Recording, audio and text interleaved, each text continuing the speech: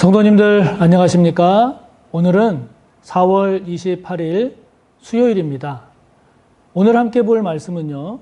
구약 669쪽 역대하 11장 13절에서 마지막 23절까지입니다.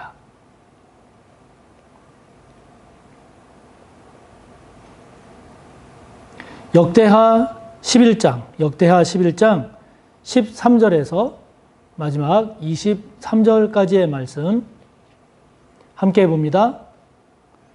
온 이스라엘의 제사장들과 레위 사람들이 그들의 모든 지방에서부터 르호보암에게 돌아오되 레위 사람들이 자기들의 마을들과 산업을 떠나 유다와 예루살렘에 이르렀으니 이는 여로보암과 그의 아들들이 그들을 해임하여 여호와께 제사장의 직분을 행하지 못하게 하고 여로보암이 여러 산당과 순념소 우상과 자기가 만든 송아지 우상을 위하여 친히 제사장들을 세움이라. 이스라엘 모든 지파 중에 마음을 굳게 하여 이스라엘의 하나님 여호와를 찾는 자들이 레위 사람들을 따라 예루살렘에 이르러 그들의 조상들의 하나님 여호와께 제사하고자 한지라. 그러므로 3년 동안 유다 나라를 도와 솔로몬의 아들 르호보암을 강성하게 하였으니 이는 무리가 3년 동안을 다윗과 솔로몬의 길로 행하였음이더라. 르호보암이 다윗의 아들 여리못의 딸 마할랏을 아내로 삼았으니 마할랏은 이새의 아들 엘리압의 딸 아비하일의 소생이라. 그가 아들들 곧 여우수와 스마랴와 사함을 낳았으며 그 후에 압살롬의 딸 마아가에게 장가들었더니 그가 아비야와 아떼와 시사와 슬로밋을 낳았더라. 르호보암은 아내 18명과 첩 60명을 거느려 아들 28명과 딸 60명을 낳았으나 압살롬의 딸 마아가를 모든 처첩보다 더 사랑하여 르호보암은 마아가의 아들 아비야를 후계자로 세웠으니 이는 그의 형제들 가운데 지도자로 삼아 왕으로 세우고자 함이었더라. 르호보암이 지혜롭게 행하여 그의 모든 아들을 유다와 베냐민의 온 땅 모든 견고한 성읍에 흩어 살게 하고 양식을 후히 주고 아내를 많이 구하여 주었더라. 아멘. 솔로몬에 이어서 왕이 된 솔로몬의 아들인 르호보암 때의 이야기들이 계속 전개되고 있습니다. 자, 오늘 내용을 통해서 우리가 묵상하고 또 기도해야 할 것이 뭘까를 우리가 오늘 살펴보는데요. 자, 먼저 13절부터 15절에 보면 그 이스라엘에 있는 제사장들 그리고 레위 사람들이 전국 각지에 흩어져 있었는데, 왜냐하면 이제 한 나라로 솔로몬 때까지 왕이 다스렸으니까요. 그런데 지금 이제 여로보암을 중심으로 해서 10지파가 북이스라엘 쪽에 있고 이제 르호보암이 남유다 쪽에 이렇게 있는데, 그 북쪽으로 간 이 여로보암을 중심으로 한 10지파가 오늘 본문에도 나옵니다만은 열왕기에는 좀 더 자세하게 나오는데요. 이 여로보암이 북쪽에서 이 정권을 실세가 된 여로보암이 이 사람들을, 북쪽에 있는 사람들을 남쪽 예루살렘으로 가지 못하게 하기 위해서 제단도 베델과 단에다가 만들고, 그리고 일반인들을 제사장으로 세우고, 그리고 이 유다의 절기와 비슷하게 절기를 만들어서 지키게 했습니다.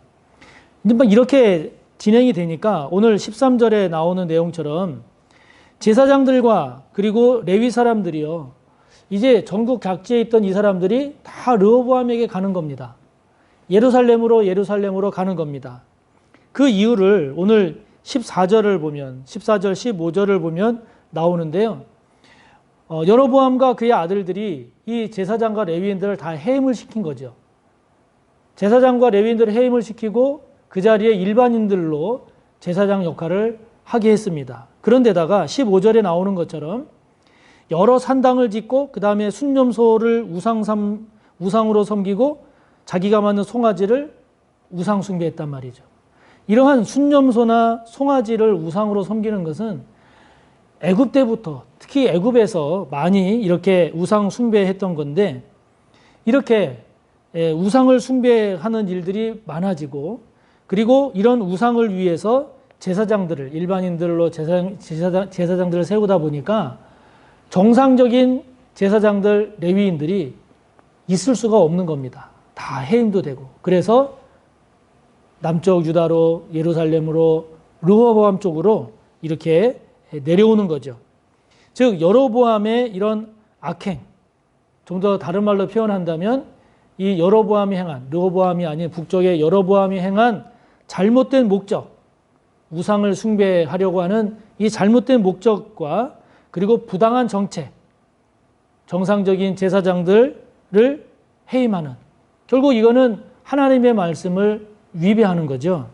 이렇게 잘못된 목적을 위한 부당한 정책을 계속 펴다 보니 레위인과 제사장들이 이를 견디지 못하고 남쪽 유다로 르호보암으로 예루살렘으로 다 떠나게 된 겁니다.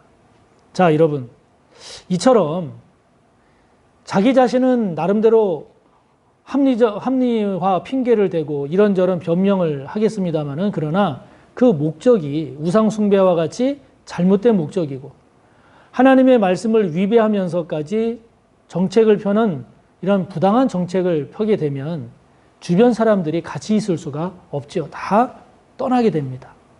그러므로 저와 여러분도 내 주변에 자꾸 사람들이 떠난다라고 그러면 그 사람 탓을 할 것이 아니라 나는 잘했는데 이 사람들이 잘못했어.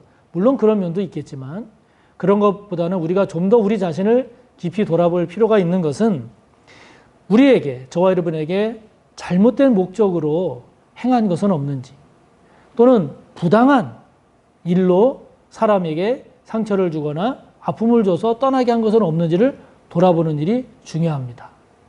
개인도 그렇고 작은 공동체도 그렇고 크게는 국가도 그렇습니다. 어떤 잘못된 목적을 추구하기 위해서 부당한 정책을 펴면 사람들이 그걸 모를 것 같아도 느끼기도 하고 알게 된단 말이죠. 그러면 자꾸 멀어지게 되고 떠나게 되어 있습니다. 저와 여러분 주변에서 사람이 떠나지는 않는지 한번 돌아보시기 바라고 그럴 때 과연 내가 목적에 본질에 잘 충실하고 있는가 또는 내가 취한 여러 행동이나 수단이 정당한가 이러한 것들을 우리가 정직하게 돌아볼 필요가 있죠. 여로보암은 이렇게 말씀에 충실하지 않고 하나님 뜻에 순종하지 않고 내 뜻, 내 욕심을 관철하다 보니까 이렇게 사람들이, 제사장들이, 레위인들이 다 떠난 거였죠. 저와 여러분 항상 저와 여러분 주변에 사람들이 떠나는 게 아니라 사람들이 자꾸 이렇게 몰려오는 그런 저와 여러분이 꼭 될 수 있기를 바랍니다. 자, 그러면서 16절에 보면은요, 이렇게 르호보암 쪽으로 남쪽으로 온 사람들이 제사장이나 레위인들만 있는 것이 아니고요. 16절에 보면 이스라엘의 하나님 여호와를 찾는 자들이 레위 사람들을 따라서 예루살렘에 왔다 되어 있거든요. 여기 이스라엘의 하나님 여호와를 찾는 자들, 이들은 누군가 하니 평민들입니다. 제사장이나 레위인들이 아닌 일반 백성들인 겁니다. 이런 일반 백성들도 북쪽 여로보암 그 지배를 떠나서 남쪽 예루살렘으로 르호보암 쪽으로 온 겁니다. 와서 17절에 보면 이들이 내려와서 3년 동안 유다 나라를 도운 겁니다. 그래서 솔로몬의 아들 르호보암을 강성하게 했습니다. 강성하게 했습니다. 그렇게 강성하게 한 이유는 무엇인가 하니 무리가 3년 동안을 다윗과 솔로몬의 길로 행했기 때문입니다. 여기 다윗과 솔로몬의 길이라는 게 무엇이겠습니까? 물론 솔로몬은 나중에 열왕기서를 보면 나중에 신앙이 타락하고 변질됐습니다마는 역대기서에서 말하는 다윗과 솔로몬 그럴 때 이 솔로몬은 옳은 면을 이야기하는 거거든요. 그래서 다윗과 솔로몬의 길이라는 게 어떤 길입니까? 신앙적으로 충실한 거죠. 하나님의 말씀에 순종하는 겁니다. 그리고 주님의 뜻에 집중하는 거죠. 이것이 바로 다윗과 솔로몬의 길입니다. 이렇게 무리들이 다윗과 솔로몬의 길로 가려고 하니까 사람들이 오는 거예요. 북쪽에 있는 일반 평민들, 백성들조차도 오는 겁니다. 이렇게 오는 겁니다. 그러니까 여러분, 사람을 모으는 것이, 어떤 결과를 내는 것이 막 일부러, 임의적으로, 억지로 어느 정도는 되겠지만 그건 늘 한계가 있고 그건 나중에 또 드러나게 되어 있습니다. 여러분, 가장 복된 모습, 가장 아름다운 모습, 저와 여러분이 이루어야 할 모습이 무엇이겠습니까? 억지로 사람을 끌어오고 인위적으로 무엇인가를 하는 것도 하나의 방법이겠지만, 그러나 오늘 말씀을 통해서 보면 다윗과 솔로몬의 길을 걸어가면, 하나님 말씀에 충실하고 하나님 뜻에 집중하고 그리고 그렇게 신앙에 충실하면, 그러면 사람들이 오고 선한 결과가 이루어진다 라고 하는 것 아니겠습니까? 그러므로 오늘 저와 여러분이 살펴야 할 것이, 내가 걸어가야 할 다윗과 솔로몬의 길이 무엇일까 하는 것이죠. 그 길을 저와 여러분이 잘 헤아리고, 그래서 그 길을 내가 지금 잘 걷고 있는가, 잘 걷지 못하고 있는가를 살펴야지, 그거는 살피지 않고 그냥 사람을 끌어온다든가 그냥 무엇을 억지로 만든다든가 그러려고 하면 그것은 한계가 드러나고 또 결과적으로 좋지 못한 경우가 대부분입니다. 오늘도 저와 여러분이 다윗과 솔로몬의 길을 잘 걷고 있는지, 내가 걸어가야 할 다윗과 솔로몬의 길은 무엇인지를 잘 살핌으로써 이렇게 더 강성해지고 더 복된 저와 여러분의 삶이 되시기를, 믿음이 되시기를 바랍니다. 그러면서 이제 18절부터 마지막 23절까지는 르호보암이 행한 가족 정책의 내용을 소개하고 있습니다.